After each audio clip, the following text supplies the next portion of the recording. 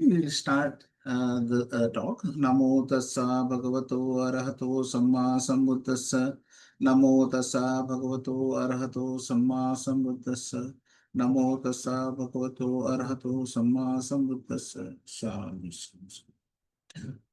So today, this talk which is there is about loving kindness. It is accompanied by loving kindness. That is the translation of the sutta, Metta Sahagatina. So it is Saṃyutta Nikāya 46.54. So now what is accompanied by metta or loving kindness? What is accompanied by metta is the insight. So metta is accompanied by the insight which is there. And one of the phenomena which we find over here is that the metta was already practiced in India by other sects also. And they had different ways of practicing. Over here, there is some standardization which is there, which I will point out. There are certain things which are standardized, but they were done differently by other sects at the time of the Buddha. Buddha himself mentions a time before he was a bodhisattva. Before that time, he was a teacher and he used to teach metta, and there was a lot of benefit of teaching the metta. And he saw that while teaching metta and practicing metta for 7 years, all of his students which the Buddha had gone to heavenly locations. And then Buddha also went to heaven. He stayed in many, many different heavenly locations. And then he came back as the world conquering king. And he came as a world conquering king for many, many times. And then slowly, all his karmic effects which was there was exhausted, and then he came into the normal samsara. So, but that practice of metta itself has a lot of merit. But that is not why we do the practice of metta. We do the practice of metta for something more than merit, something more than heavenly rewards. We do it for our insight. And that is the difference between the Buddha's teaching, and that is the importance of the Buddha being there. That the Buddha can give us the actual reason, the kind of the core of the matter, where this is important for us in the practice. So I'll just skip a few of the things, but I'll point out some of the things which are important. There are many things which are very important over here. On one occasion, the Blessed One was dwelling among the Kolians, where there was a town of the Kolians named Haliddavasana. Then in the morning, a number of students, dressed and taking their bowls and robes, entered Haliddavasana for alms. Then it occurred to them, it is still too early to walk for alms in Haliddavasana. Let us go to the park for the wanderers of other sects. So what happens is, normally the monks, what they will do is, they will see the tree which is there. If they can discern between two leaves, then that means that the morning is enough for them to go out. But in certain towns, people do not prepare the food so early. So when they go to the town and see that, okay, the people have not stood up for giving alms, then they find a other place. So in this case, they went to some other sects. There is a park which the kings and the rich people used to make. So they went to that park where the other sects wanderers were there. Then those students went to the park of the wanderers of other sects. They exchanged greetings with those wanderers, and when they had concluded their meeting and cordial talk, sat down to one side. The wanderers then said to them, "Friends, the ascetic Gautama teaches the Dhamma to his disciples thus: come, abandon the 5 hindrances, the corruptions of the mind that weaken the wisdom." So now what they are saying that abandon the 5 hindrances. So the 5 hindrances are the I want it, the lust is there, aversion is there, sloth and torpor is there, then restlessness is there. and doubt. So those are the 5 hindrances which are there. And well, providing 1/4 with a mind imbued with loving kindness. Likewise the second, likewise the third, likewise the fourth, and uh, thus above, below, across, everywhere. As to oneself, as to dwelling, providing the entire world with a mind imbued with loving kindness, vast, exalted, measureless, without hostility, without ill will. Dwell, providing 1/4 with a mind abundant with compassion. In the same way, sympathetic joy and equanimity. So they are saying that we are also teaching in that same manner. So they are saying we two friends teach the Dhamma to our disciples thus. So now they are saying that we are teaching in the same manner, but that is not correct in many other places. The Buddha is mentioning that when they are teaching metta, they are teaching the metta constricting the distance. So what they would do is, currently I think in Buddhist sects also some of them do this. So first send the metta to yourself and then send it to a 10 feet distance, the metta. Then send it to 100 feet. Then send it to 1,000 feet. Then send it to a kilometer. Then send it to maybe 10 kilometers. They would put a limit to the amount of distance. But the Buddha is saying that when I teach, I don't limit the person. The wordings which they are using is uh, uh, measureless, without hostility, without inlay. So dwell, pervading the entire world with a mind imbued with equanimity or any other Brahma Vihara. So now what the Buddha is teaching is the entire universe, entire world. Wherever the metta feeling is going, you let them go. So that is how the Buddha is teaching. But the other sects are saying this. So I'm not disputing that. But in other suttas, they have mentioned that. So that is also not disputed by the Buddha in this sutta. But in some other suttas, the Buddha has disputed. Just a information. So the Buddha was teaching in a way slightly different than other. But that is just the core of the practice. There is another side of the practice also. So now, when they heard that, then they said that, okay, we will not agree or we will not disagree also. They listened to the other sects and then they went to the Buddha and then they asked the Buddha himself that, please explain to us. Then those students neither delighted nor rejected the statement of those wanderers. Without delighting in it, without rejecting it, they rose from their seats and left thinking, we shall learn the meaning of this statement in the presence of the Blessed One. Then when those students had walked for alms in Haliddavasana and had returned from the alms room, after their meal, they approached the Blessed One. Having paid homage to him, they sat down to one side and approached him. And reported to him the entire discussion between the wanderers and themselves. The Blessed One said this, students, when the wanderers of other sect speak thus, they should be asked, friends, how is the liberation of the mind by loving kindness developed? So what they are asking basically is that how is the mind affected by the loving kindness? So their practice does not focus on the inside part because they are not looking for what is arising and passing away in the present moment. So that is first thing is they are asking is how is the liberation of the mind by loving kindness developed? What does it have as its destination, its culmination, its fruits, its final goal? So why are you doing this loving kindness? Are you taking this loving kindness to a direction, to a kind of goal for it to reach? And what is that goal? How is the liberation of the mind by compassion developed? And how is the liberation of the mind by sympathetic joy developed? How is the liberation of the mind by equanimity developed? So this is what the Buddha is asking, that how is this what you are doing is developing, and how where is it taking you?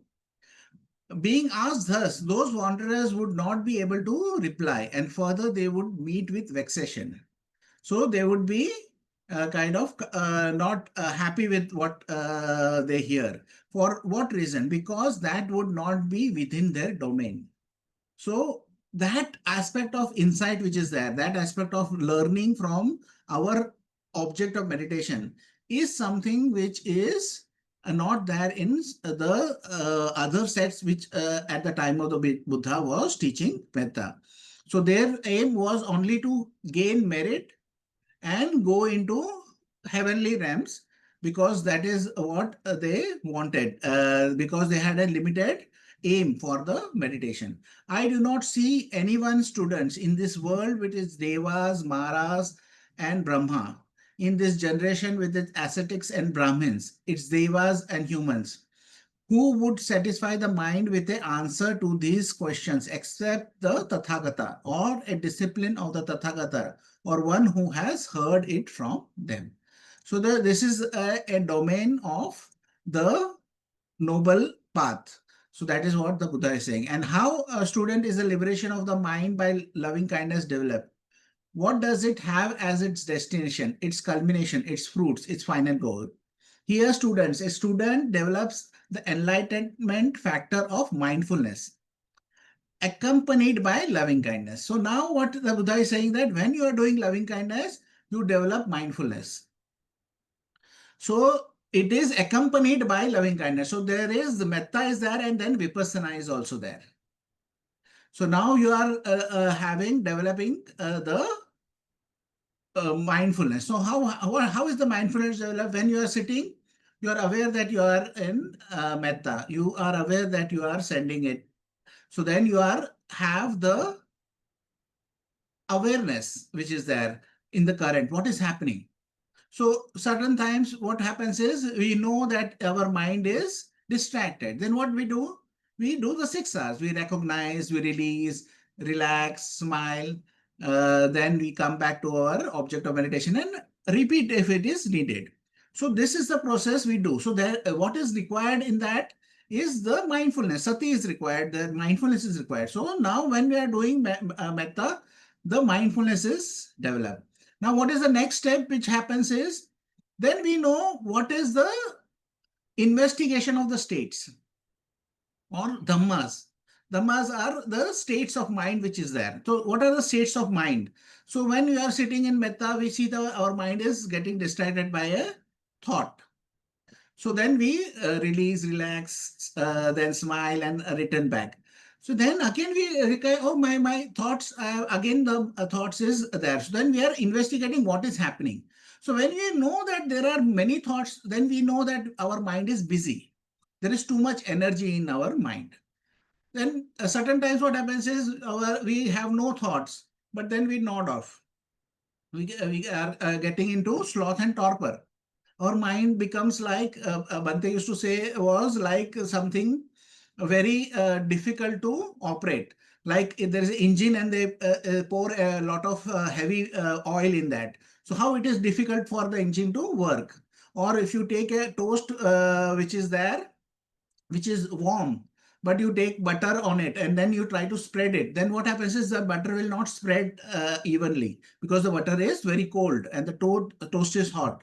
Then you will not, so that is very difficult. Mind is there. Then we know that, okay, mind is difficult. So then investigation of the states which is there is developed. So when you are doing metta, you are also developing your investigation of the mind states. So how something is arising, how something is passing away. There is too much energy in your mind, or there is too less energy in your mind. So when there is too much energy, what to do? When there is a lot of energy, what to do? Then there is a next step, which is that the management of energy. So then the next step is that you know how to manage the energy. If there is too much energy, what you do is you relax more, smile more.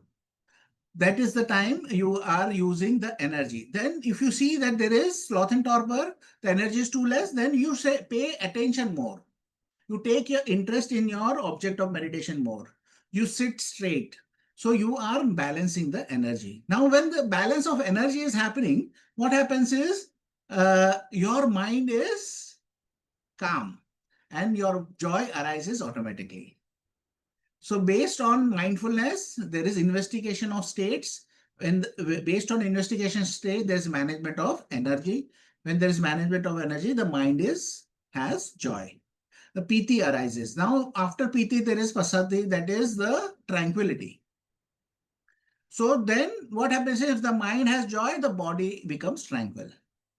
When the body is tranquil, then samadhi happens. Samadhi is the collectedness of the mind, the concentration or the productive amount of concentration which is required. So if I have to put my attention on anything, I can take that object and put my attention.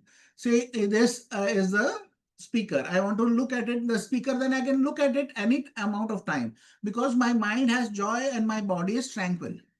So that samadhi develops. When the samadhi is developed, then upekha comes up. That is the equanimity comes up. So when you are doing the metta practice, you go progressively towards equanimity. So you are doing your practice, and with the doing of the practice, you are developing the 7 factors of awakening. Satta Bojanga, which is there, that is you are developing with the practice of the meditation. So they are accompanied, both are accompanied. So one is also helping you gain the other aspect. So that is how your meditation, which is there, is helping you develop the 7 factors of awakening. Then what happens is, if he wishes, may I dwell perceiving the repulsive in the unrepulsive. So if there is something beautiful, you can see the unbeautiful also in that. Say there you like a cake, say, and then you see the cake and you say that I like the cake a lot. But there are certain aspects of that cake which is not beautiful. You can focus on that. You may say that, okay, I may get high sugar, it is empty calories, I may gain weight. So there are certain aspects of the cake which is not beautiful. So you may look at it. So you can manage your perceptions. So you can perceive the things where the Sister Kena used to say that there is a difference between reaction and response. So we are always kind of tied with reactions. So now we can respond. We can change our perception, which is there. So that is one thing which you can do. He dwells perceiving repulsive where therein. If he wishes, may I dwell perceiving the unrepulsive in the repulsive.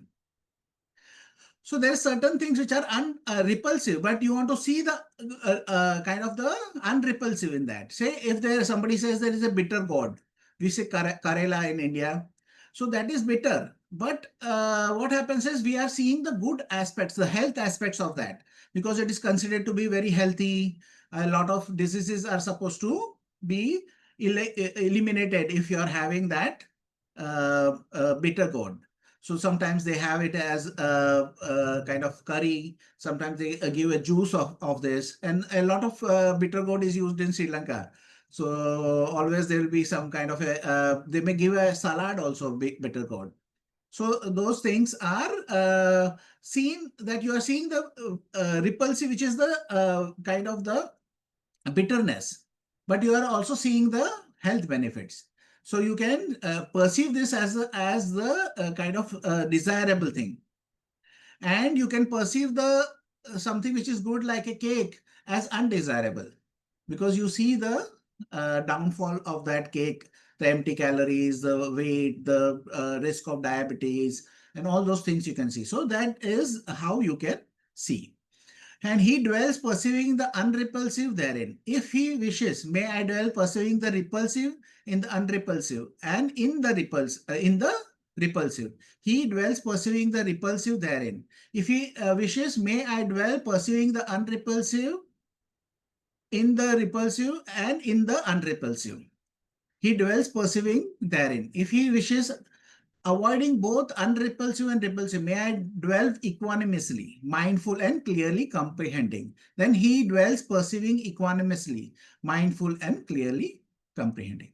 So in any phenomena, he can perceive it as he wants to perceive that. So the mind is now, you are beyond the responses.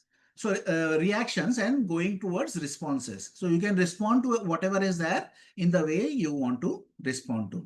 So that is how the difference between your ability to look at things and kind of respond develops. So there are certain things which are has both the aspects. So you can see certain things in the repulsive also you can see, and unrepulsive also you can see.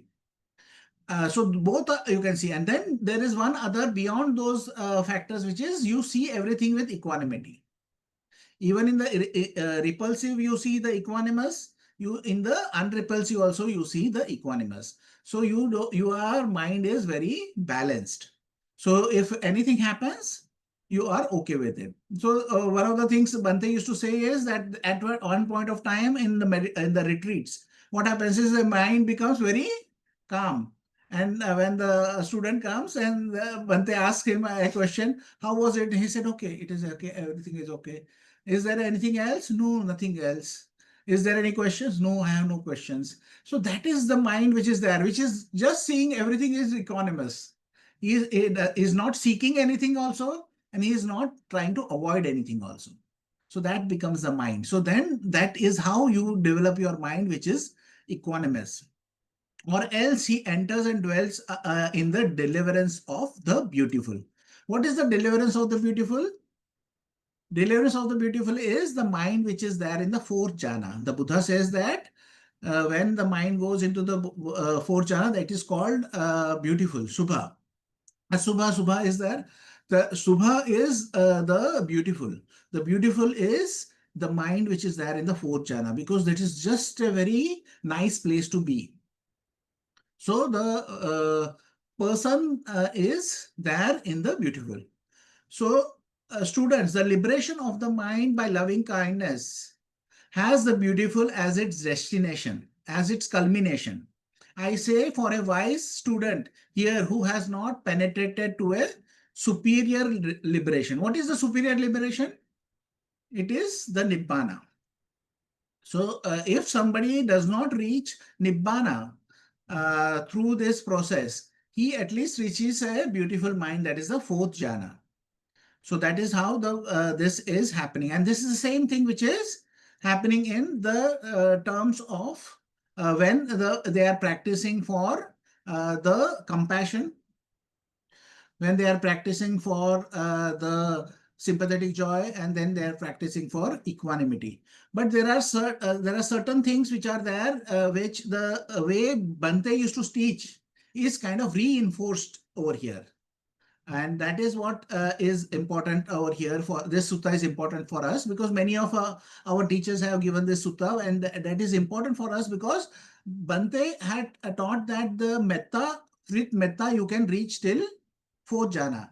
And this sutta is giving the proof that that is possible, because many of the commentaries which are there, or many of the Vishuddhimagga or some of those books which are there, they kind of claim that it is not possible to reach fourth jhana with the metta. But over here, the Buddha is himself saying that it is possible to reach. And that is what the same thing was the Bhante was teaching. And that is the difference between teaching through the suttas. And Bhante used to always use the suttas for his confirmation. So Sister Kema used to use this term that if you have a car and it is not working properly, so where do you go? You go to a mechanic. If the mechanic is not able to solve, then where do you go? You go to the manual given by the factory, and then you see the manual to see what is wrong with the car. So in the terms of the meditation also, Bhante was doing and going to the mechanic, like the many different teachers, many different places. But at that point, when he went to all those places and he did not get the answer, then finally he got the book of Bhikkhu Bodhi. Saṃyutta Nikāya he read, and the first time in his life, after 20 years of meditation and 20 years of seeking different gurus, he had gone to Thailand, he had gone to Burma, he had gone to Malaysia, Sri Lanka, and he had been to many different places. But when he went to the manual, which was the Buddha's teaching, that is when he kind of figured out that this is something which is taught, which is different by the Buddha, and how this is taught by others is different.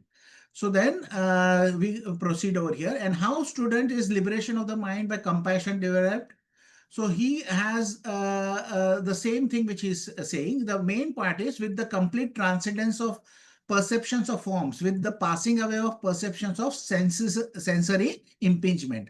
That is when he is going to the arupa stages. Sensory impingement is the rupa, and then he goes beyond the body. With non-attention to perceptions of diversity, means he is not paying attention to this and that thing. So he is not getting distracted. So non-attention to the perceptions of diversity, aware that space is in fact infinite. He enters and dwells in the base of infinite space. Students, the liberation of mind by compassion has the base of infinity of space as its culmination. I say for a wise student here who has not penetrated to a superior liberation. So still, if he has not reached Nibbana, then he will reach the infinite space. And there, what is there? Compassion is there. So this is the same way the Bhante is teaching. So till fourth jhana, we stay with the spiritual friend. We stay with Metta. As then we do the breaking down the barriers. That is just a test to see if your mind is able to send to different people. Then we abandon that practice and then we go to directions. That is also in Metta. After Metta, what happens is there is a feeling of expansion is there, or the feeling becomes very soft. And that is the feeling of compassion. So it automatically develops into compassion, and then you are in infinite space. So that is what the Buddha is talking about. And then he is talking about the next stage, which is there, by completely transcending the base of infinity of space. Aware that consciousness is infinite, he enters and dwells in the base of infinity of consciousness. Students, the liberation of mind by altruistic joy or sympathetic joy has the base of infinity of consciousness as its culmination. I say for a wise student here who has not penetrated to a superior level. So same way, the next stage is that you develop compassion or the sympathetic joy. So after compassion, you develop the sympathetic joy. So now when the sympathetic joy is there, there is infinite consciousness. Infinite consciousness is when the space is an expansion, the infinite consciousness is you are able to see certain things which are arising and passing away in the present moment. So you can see the blinking in the eyes, or you may see the sound, but the sound is coming as a broken pieces. Or you may feel the touch, but the touch is not constant. You may feel it like a kind of a vibration. So that is how you know that you are into the infinite consciousness. And then what happens is the next stage is by completely transcending the base of infinity of consciousness, aware that there is nothing. He enters and dwells in the base of nothingness. Students, the liberation of mind by equanimity has the base of nothingness as its culmination. I say for a wise student who has not penetrated to a superior level. So after that, there is nothing. There is blankness which is there, and you go into equanimity. Now, one interesting point is the Buddha stops over here. He is not going beyond that. So he's showing that how through the meditation of Metta, you are developing the 7 factors of awakening. And then you are going beyond Metta also, that you are going through to the compassion. You are going through sympathetic joy or altruistic joy or just joy. Bhante used to say just joy. So that stage you go, and then the joy also fades away, and then there is nothing. That is equanimity. But one stage has not been mentioned over here. Well, what is that stage? It is neither perception nor non-perception. Because certain places, neither perception or non-perception has not been mentioned. Because that state which is there is very fine and very refined. And that is the reason Bhante also had a clever way of kind of handling that space. He called that quiet mind. The quiet mind has a 50% or some part which is there, you are in nothingness, and some part you are going in neither perception nor non-perception. And it is easier to talk about quiet mind, but it's very difficult to say anything about neither perception nor non-perception. If we say something is there, we are saying it is, we are perceiving it. We say that we are not able to perceive, then there is no perception is there. So how do we discuss about that state of mind? So Bhante has a clever way of doing it, where the quiet mind aspect was introduced. And that is how this quiet mind which is there is giving us the ability to kind of discuss in interviews and discuss the state of mind. So that gives us the opportunity.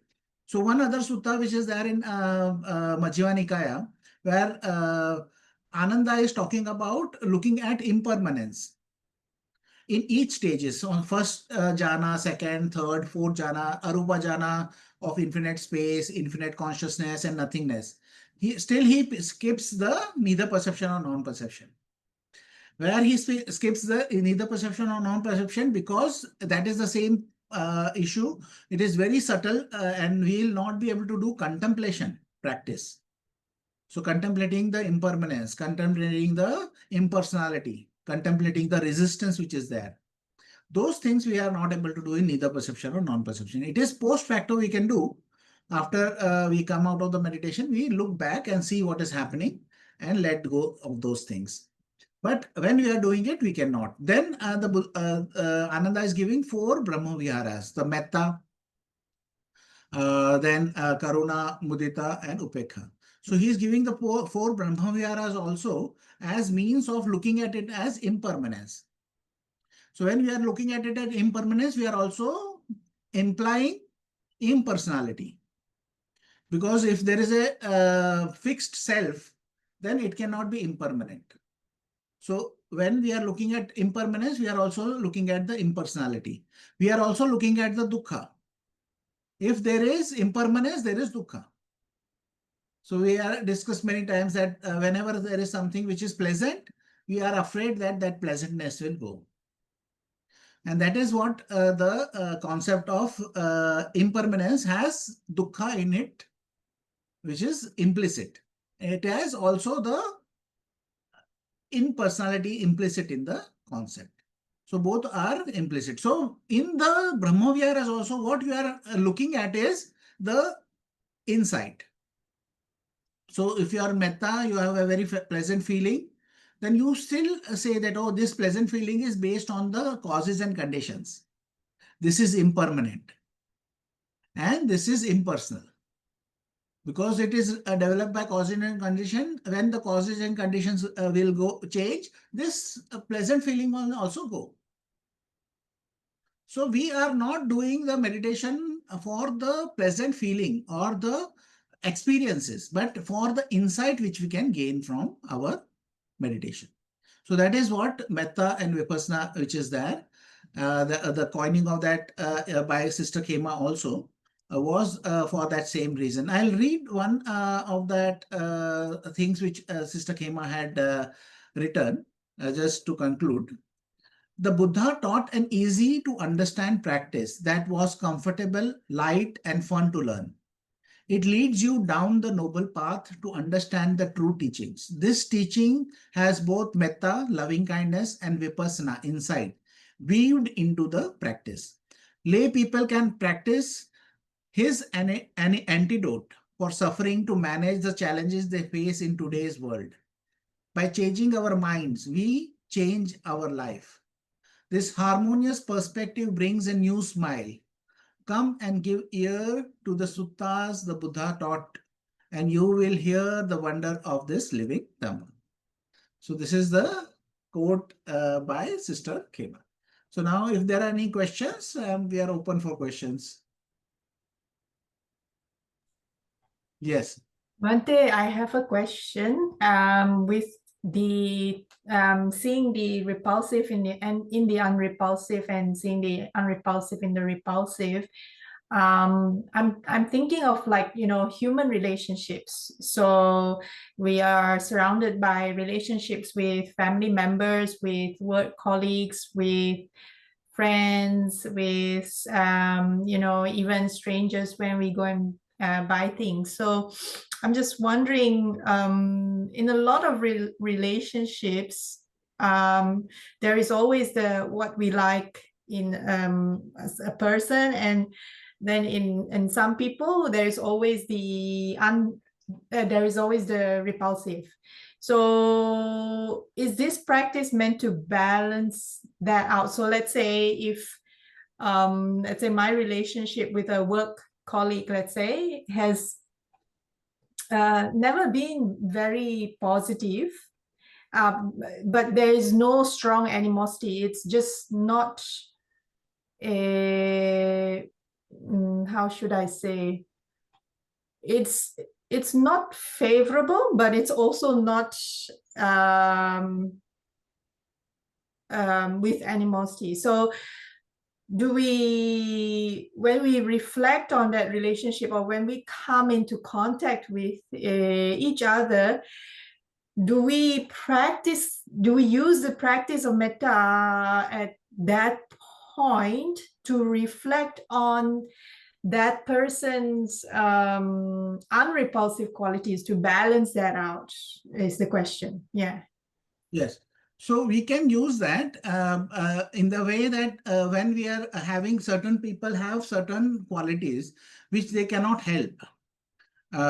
So they can be maybe very loud, or they can be very direct, or they can be very kind of insisting or forceful.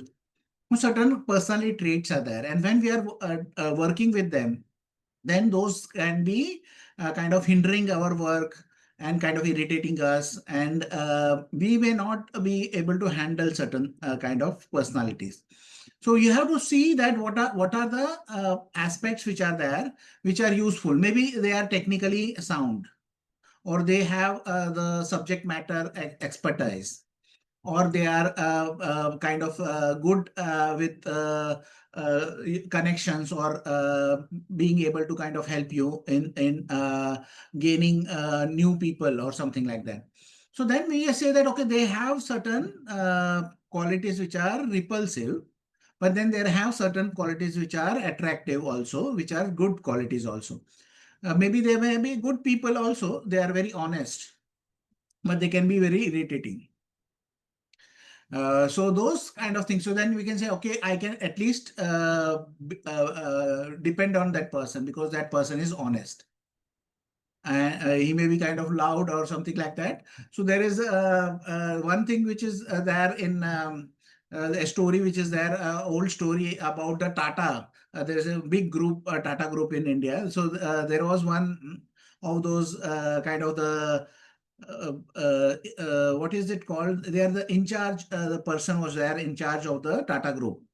So he was, I think, Ratan Tata or his predecessor. So he went to a factory, and then he was in a steel factory. So he said something to the worker. He said something to the worker, and the worker turned back and said that this is my job. You do your job. You know how to be a chairman of the company. You do the chairman job, and I will do this job is my job, and don't tell me how to do the job. So everybody was shocked around him that how can he speak that thing? But this person was a very wise person. So he said, I agree with you. Please continue doing the job. And then he said that we need to hire people like this to his managers. He said that we need to hire people like this who are honest in their job. And they don't get kind of intimidated by the other people. They will do their job in spite of whatever the other supervisor is saying. They will do the job properly. So I want such people. So that is how you can see he was very rude to him. But he saw the honesty in the work and his kind of attachment to doing a perfect job. So his attachment to doing the perfect job was so much that he ignored this rudeness. Oh, I am the chairman. He was worth that time he was worth billions. Now that group is, I think, worth $100 billion. But they saw the good qualities, and then they said, okay, we will stay with the good qualities rather than kind of worry about that rudeness which is there. So that is how you see and can adjust your perception. And one other thing is the Kaku Chupama Sutta, which is there, that is simile of the saw, MN 21. So that is whatever the other person does, we have to stay with the Brahma Viharas. We have to stay with Metta, Karuna, Mudita, and Upekha. We have to stay with that aspect. One recently I got a sutta, I will share it with you, where the Buddha is saying how to deal with irritable persons if you are irritated by them. First, you use metta. Then you use compassion. So be compassionate to their mind state, how their mind state is irritated or angry or something like that. Then you use equanimity. And if that does not work, you use ignore them. Don't pay attention to them. Then still that is not there, then think about that every karmic action the person is doing, he is responsible for that action. And whatever results are there, he will bear the results of that actions. So if he is doing wrong, then he is the responsible for his own actions, and whatever actions he is doing, he will get the results accordingly. So that is how you kind of progressively think about how you are dealing with other people.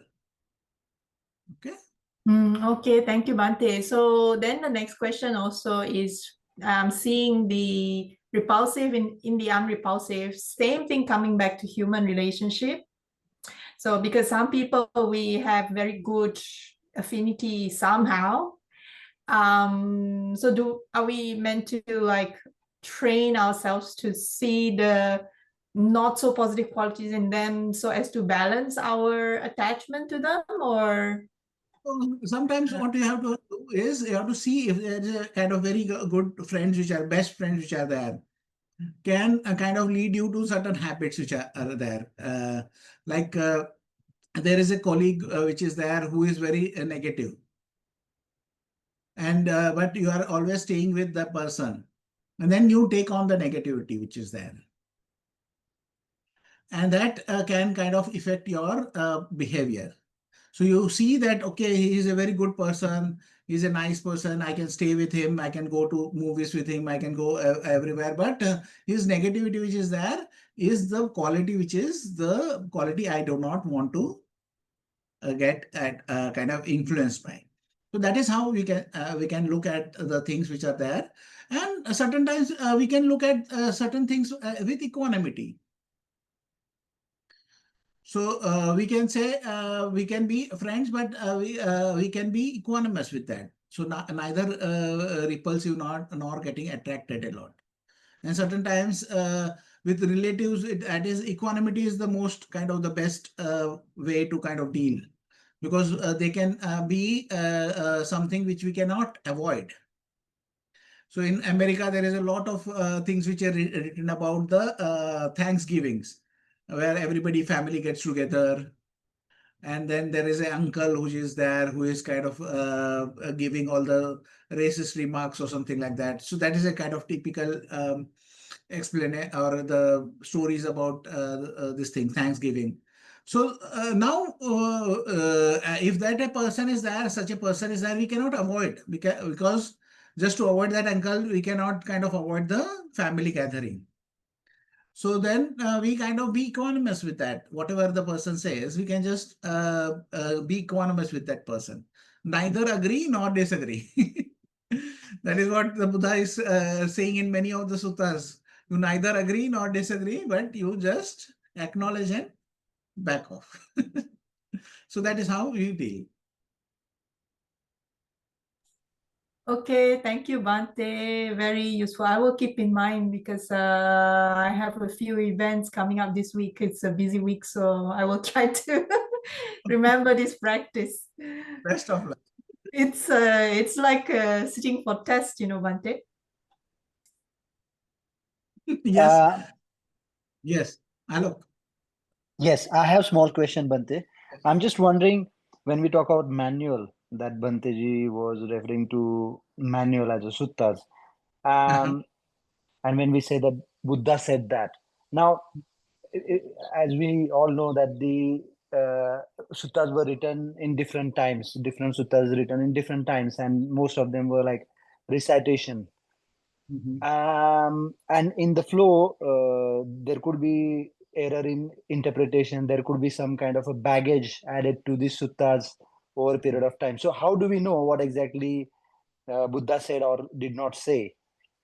So one of the things about recitation is that it is much more robust rather than writing. Scribing, which was there, the scribing errors were a lot in kind of Bible. They used to not recite and not memorize, but scribe.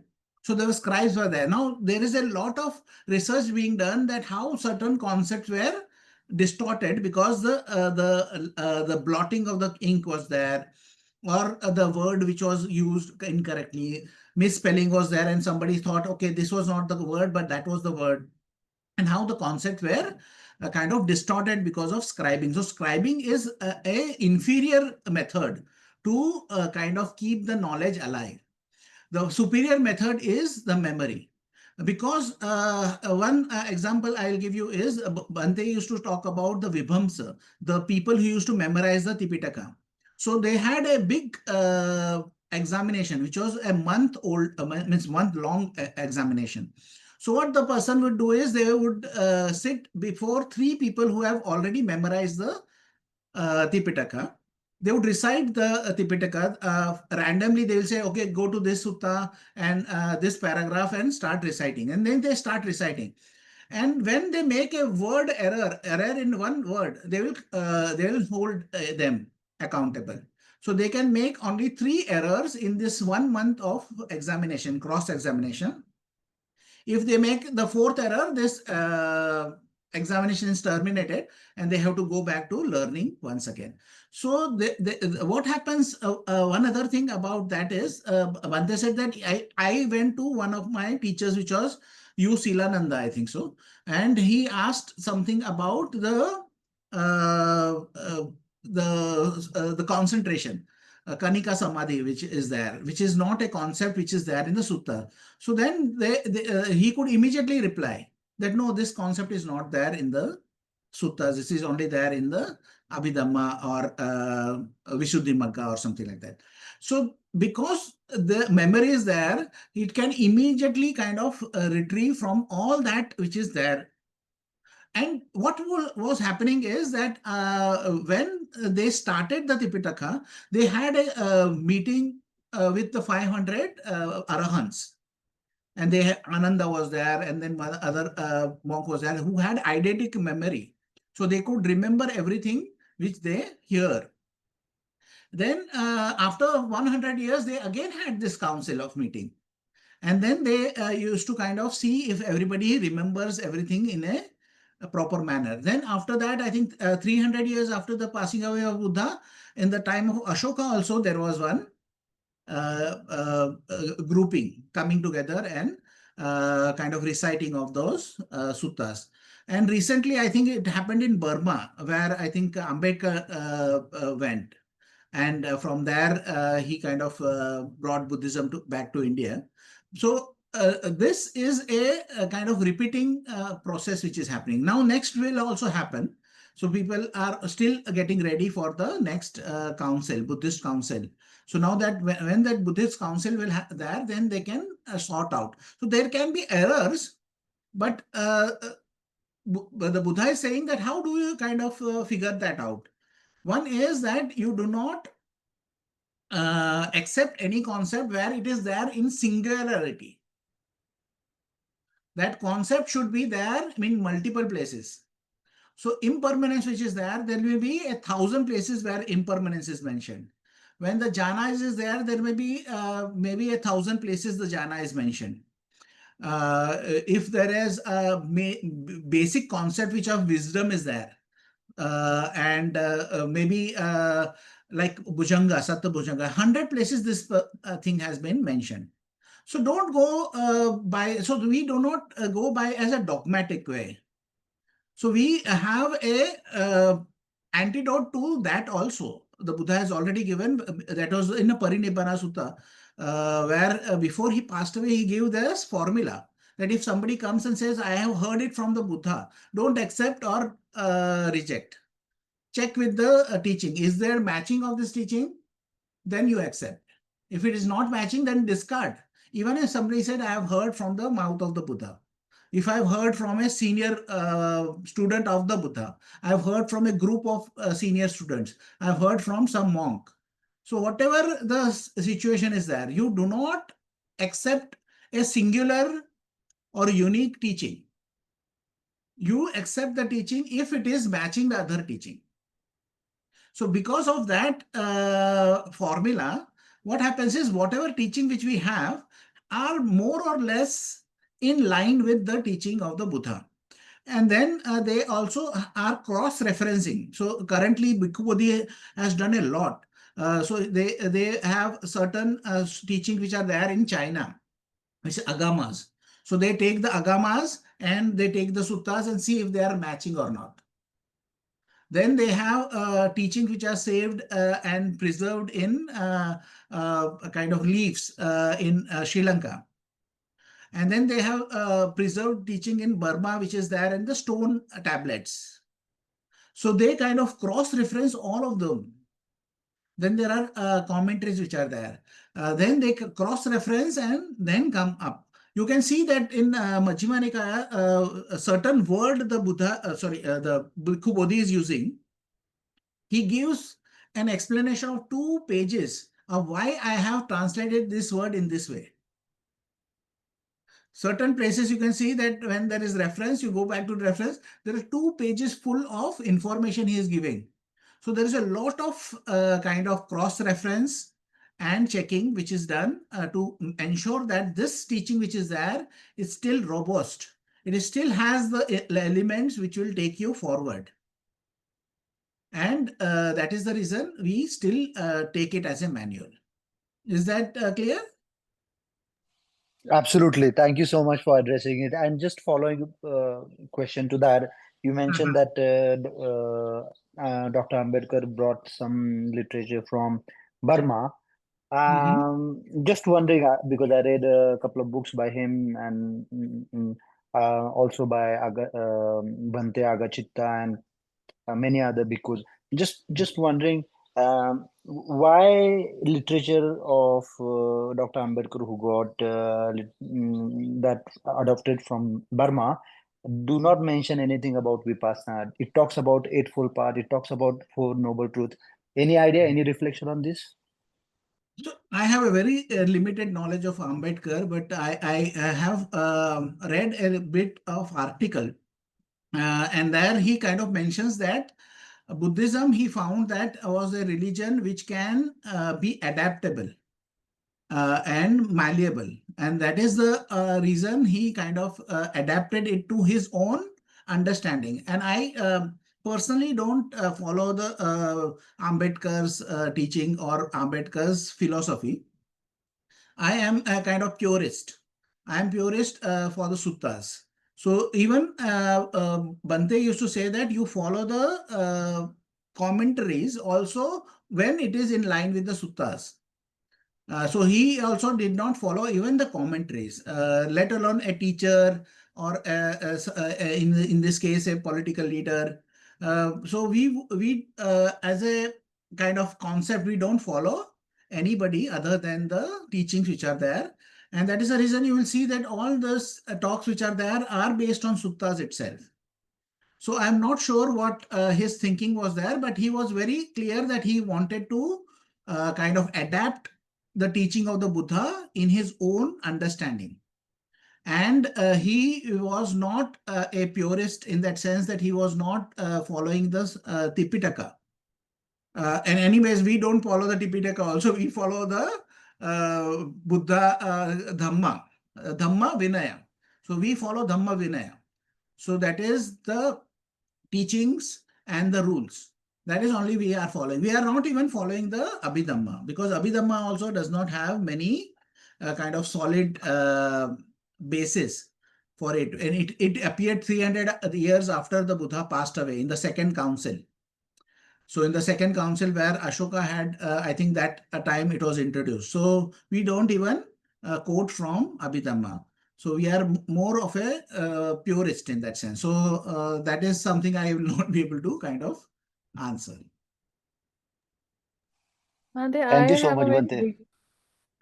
Yes, basic meditation related yes, question, which is that I've not been very consistent and regular with my sits, but whenever I do them, which is like once a day, I think ever since the retreat, my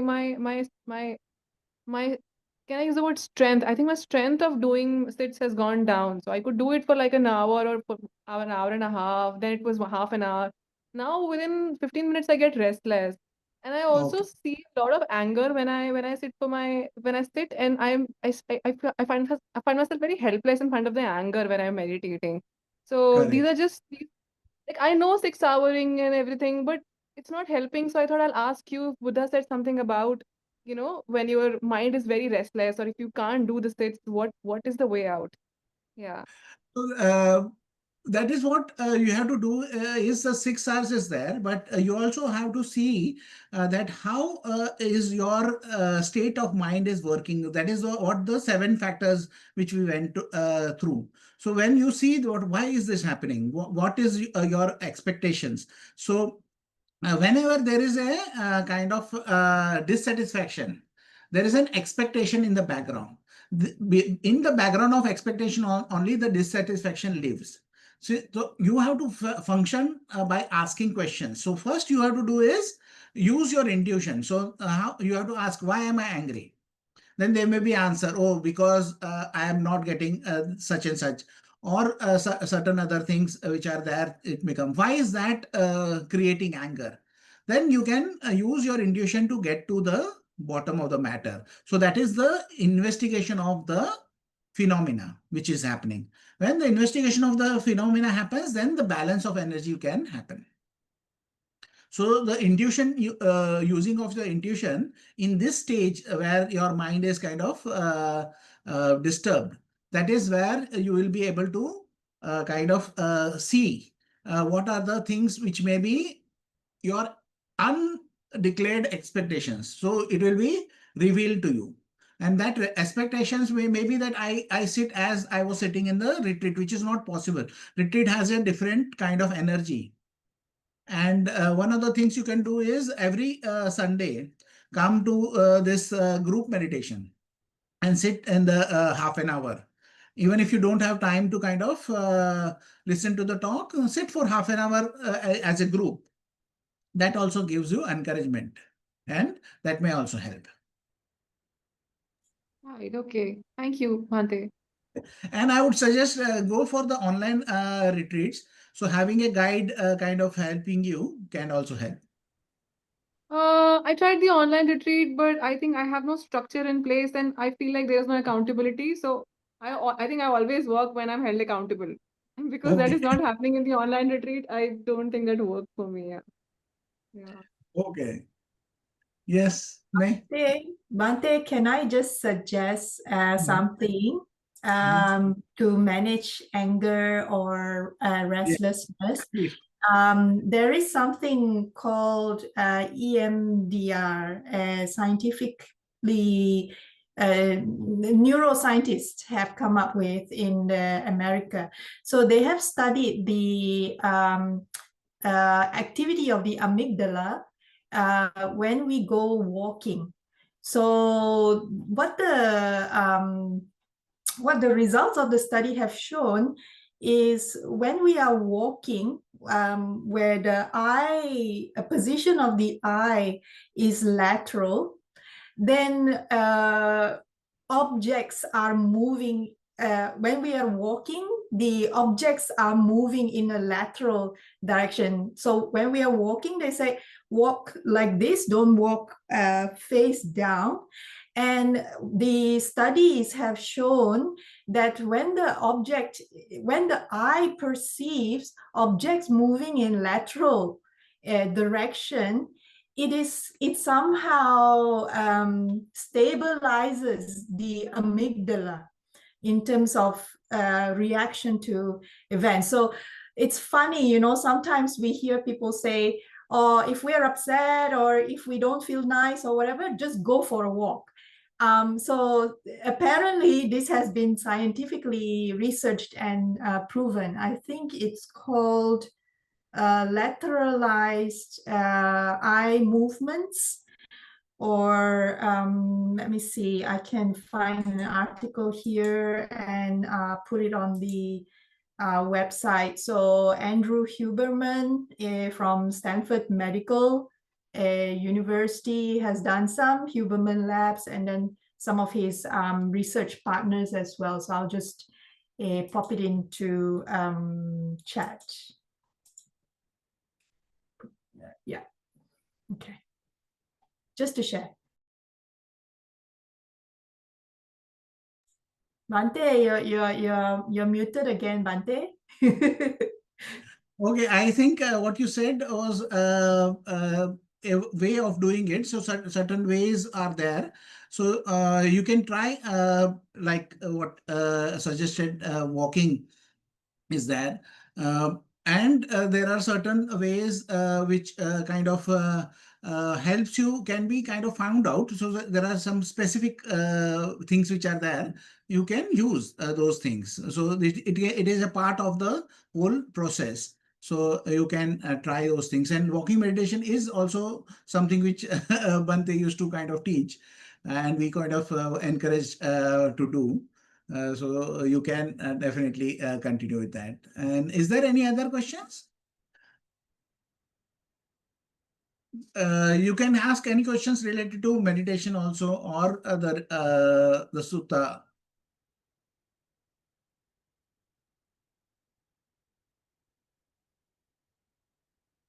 Reverend, Yes.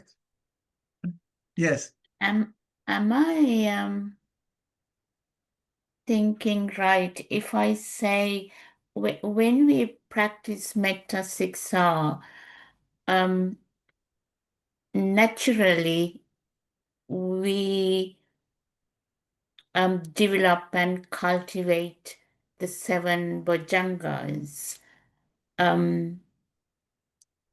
and in addition to that, we can actively cultivate the 7 bojjhangas as well.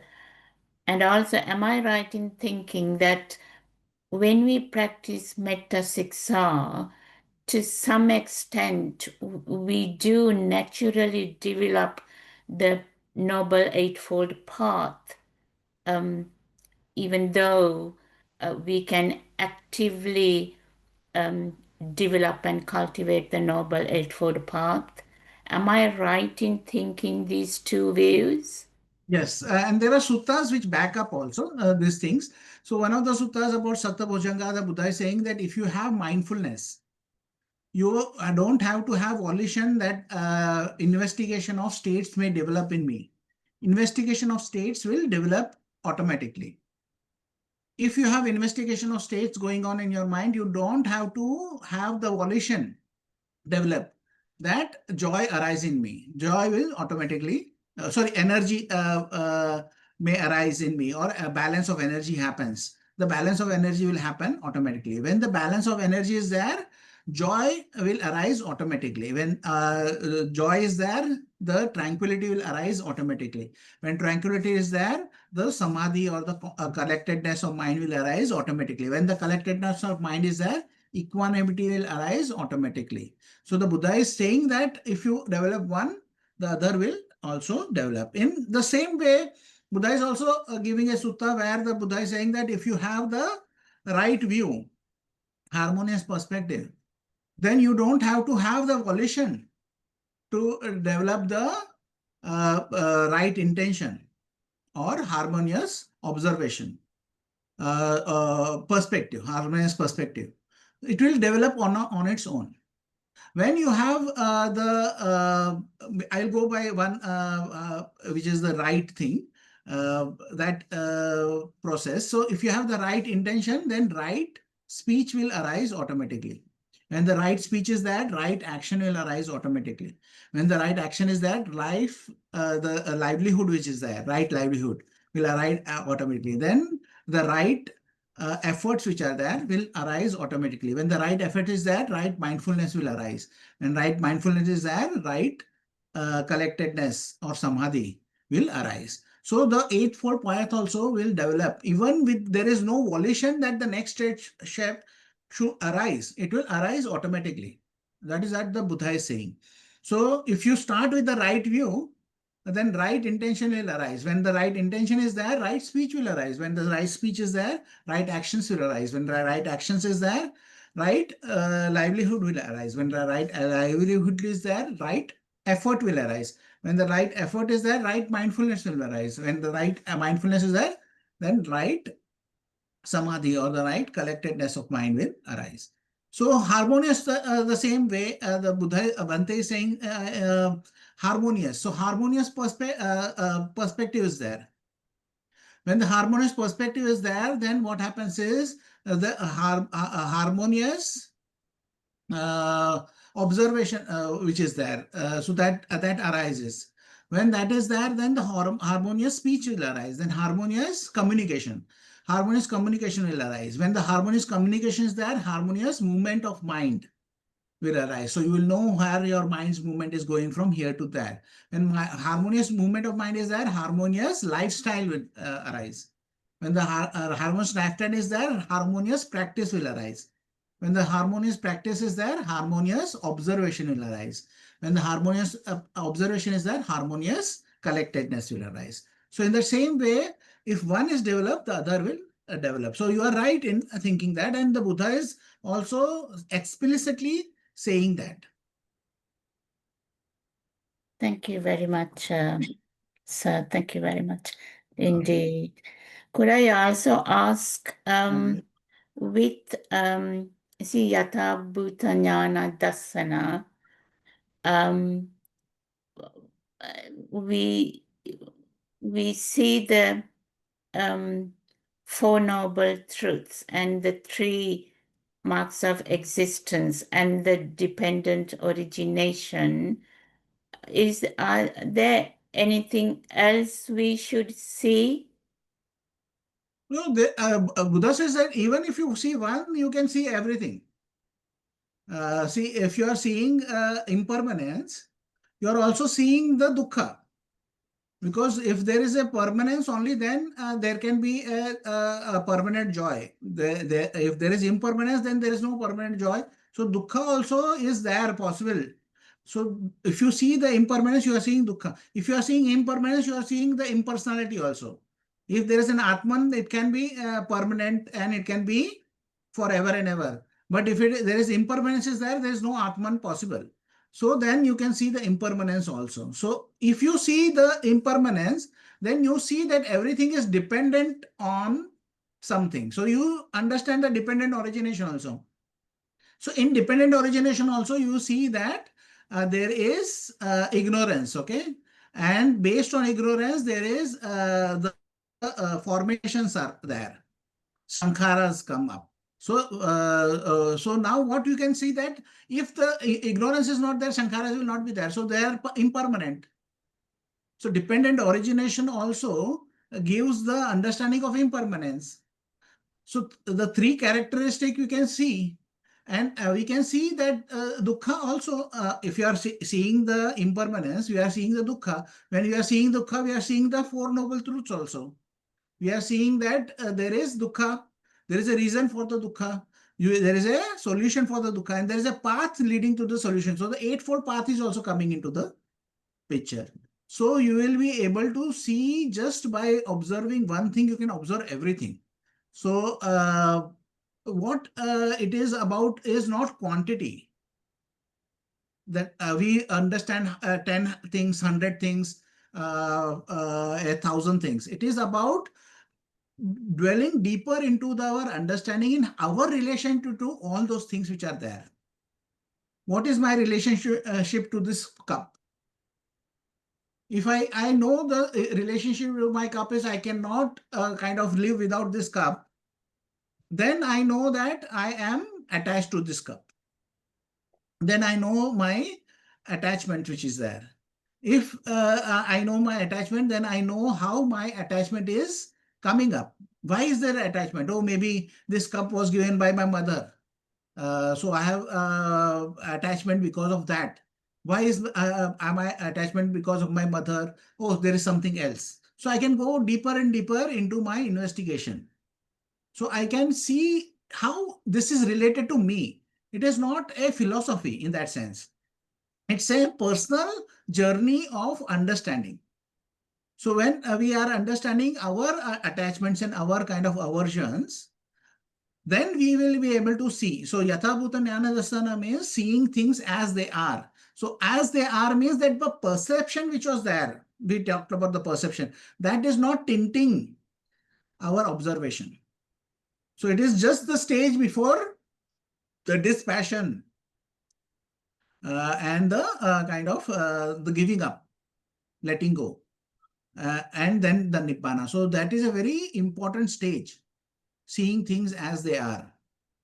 And that is difficult to reach because we are all kind of have the glasses and that lens which is there is perception. And Buddha is giving more in detail in MN 18, where he says that when there is contact, there is feeling. When there is feeling, there is perception. When there is perception, based on that perception, we have thoughts. And based on these thoughts, there is mental proliferation. That one thought becomes 100 thoughts. And that 100 thoughts, we take up sticks, we have fighting, and we have all kinds of problems. So we have to understand and see how it is related to me. Not just as impermanence is not a philosophy to be understood. Dukkha is not a philosophy to be understood. Impersonality, anatta is not a philosophy. But how am I taking it personally?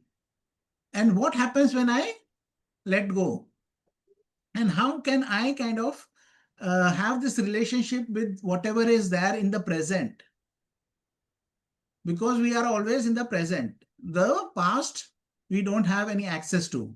And the future has not arrived. So future will never arise. What is there is arising is always the present. So that is how you have to look at it. So don't think about adding to whatever investigation which is there, but being with whatever investigation you are doing. So you are very good at meditation and you have kind of be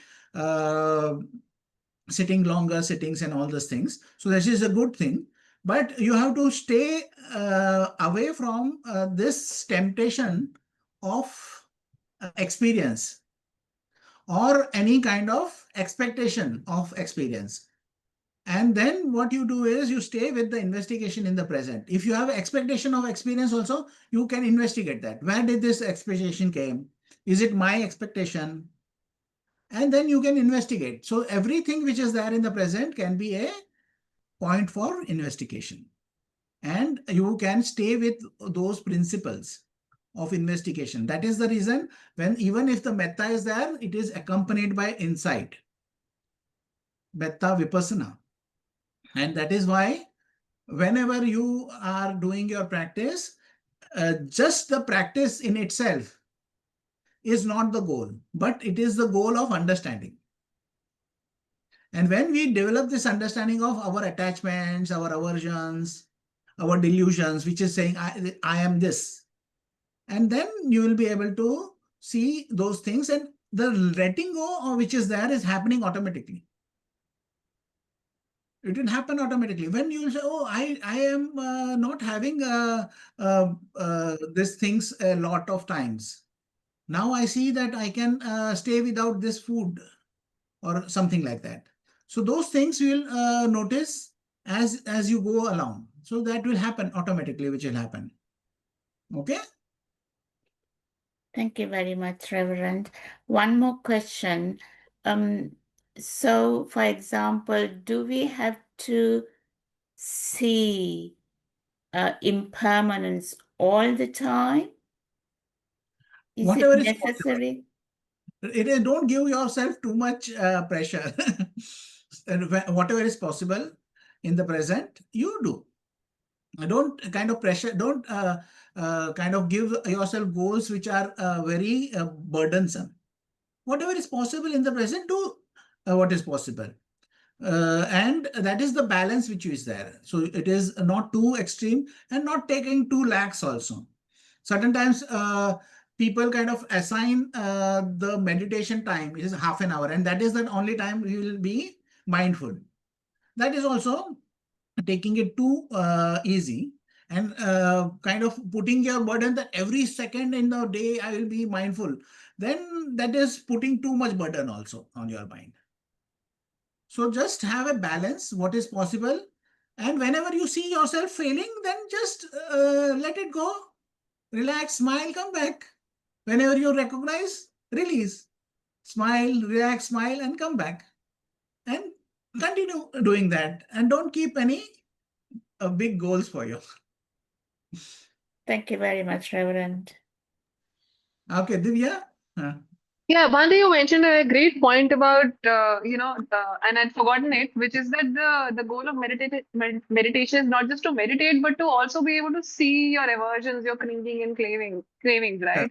And I could do Correct. it earlier, like when I was everyday practicing, I think automatically in other areas of my life also, when I was doing, when I would take an action, I would immediately be aware of the fact that, okay, this was my clinging or my, but now I feel like the dependent origination is more like just a chart that when I open the Saṃyutta book, I open and I'm like, acha, haan, aise hota hai, this is how it works. But I can no longer in my everyday life, I'm able to practice this. I mean, I want to be mindful, but it doesn't come to me that, I'm not able to see any of my, like, it is after an hour of having clenched my jaws that I realize, oh, I am sitting in anger for an hour.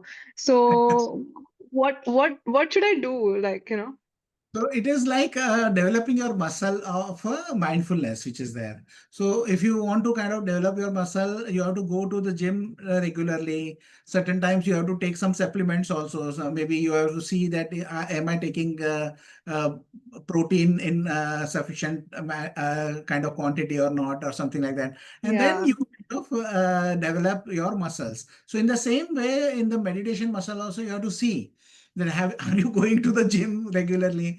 Are you kind of being in touch? Just be in touch. Maybe sit. I think you were there in Goa that time. You were having a weekly sit together also. Maybe start Yes, that we one. were. Uh, Yeah, you're right. Yeah. So Ritesh has from last week started the sits again. okay. Yeah, and which is what actually brought me back to, what I mean, I experienced it again and I was like, wow, it's like an ice cream you taste and like, I want the ice cream again. So Correct. yeah, I want the meditation, the whole, everything that it gave to me again. So I'm just going back to it. Yeah. Yeah. So just see if you can come. In November, we are having a retreat in Pune. So I'll be coming there. In October, Manjula ji is taking. So we have some retreats before our Goa retreat also. So if you want, just join us. Huh? We'll be sharing the details recently. We have decided just today about November retreat. So the details will be there on the website. Okay. Sure, yes. Thank you, Bhante. Okay. Okay, then take care. I think it is time. I think it is already a long time. So we will just conclude this session now. So with the sharing of merit. May suffering ones be suffering free, and the fear-struck fearless be. May the grieving shed all grief, and may all beings find relief. May all beings share this merit that we have thus acquired for the acquisition of all kinds of happiness. May beings inhabiting space and earth, devas and nagas of mighty power, share this merit of ours. May they long protect the Buddha's dispensation. Sadhu, sadhu, sadhu.